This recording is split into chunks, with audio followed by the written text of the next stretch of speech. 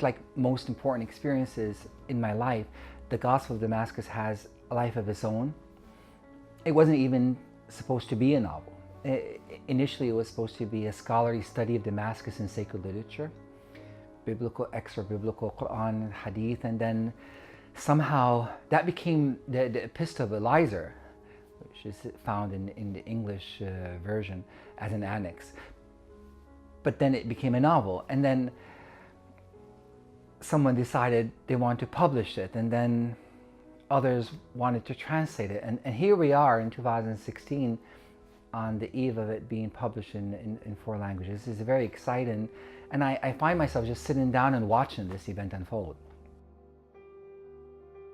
As far as the genre of where to place the Gospel of Damascus, I'm personally attracted to the genre of magic realism. I don't really like classifications. I think possibly it could work under magic realism if you qualify it with maybe magic spiritual realism, if there is such a thing, because of the deep spiritual nature and purpose of the novel.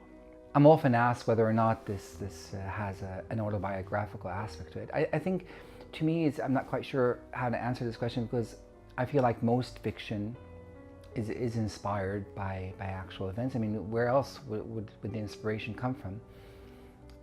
But I think it's often disguised, heavily disguised. I think what I try to do in the Gospel of Damascus is get rid of all the disguises. I did go to McAllister, I studied at Penn, I went back to Damascus, I worked for the UN. So all of this is indeed actual events. However, that's just a framework. What actually took place within these moments is where the imagination takes over. So it'd be quite strange if you're trying to understand my life through the Gospel of Damascus, unless you're simply focusing on major headings like, oh, okay, so he studied here, or he was born in Damascus, or things of this type. But beyond that, of course, it's a very that's where it's a work of fiction. As far as characters in the Gospel of Damascus, of course, many of them are inspired by actual real characters that I've been blessed to know in my life. Perhaps most importantly is the character of Yahya Nouri, which is heavily based on my spiritual mentor or teacher, Bashir al-Bani, who died in 2008 at the age of 97. An amazing Damascene spiritual scholar, upbrinner. I was blessed with, it was over 23 years of proximity to this man, and it always stays with me. He would take me everywhere. He even took me to Milan. We visited Cardinal Martini, who was at the time the Archbishop of Milan. This was in 2000, October 2000.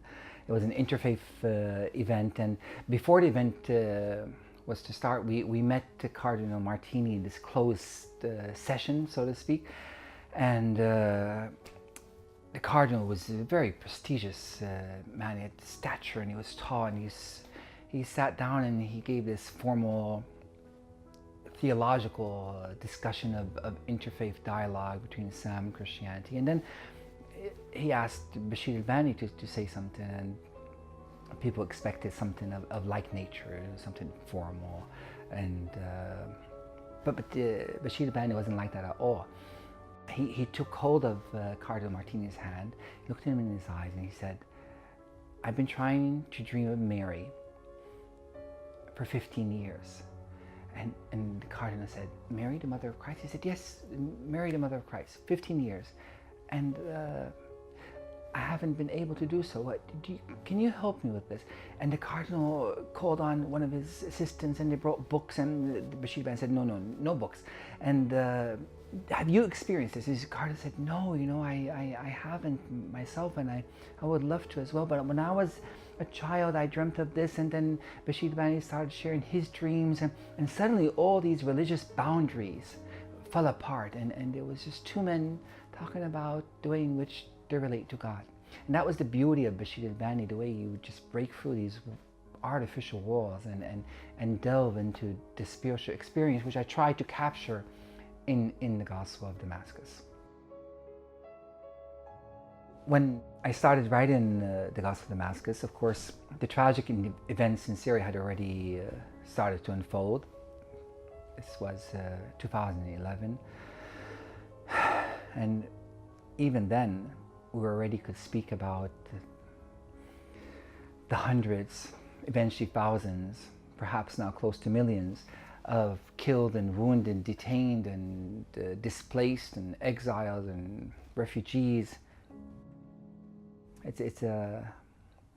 Over the last 5 years, I've watched my country systematically destroyed, and the tragedy continues. And I think what I tried to capture in the Gospel of Damascus is a message of hope and optimism.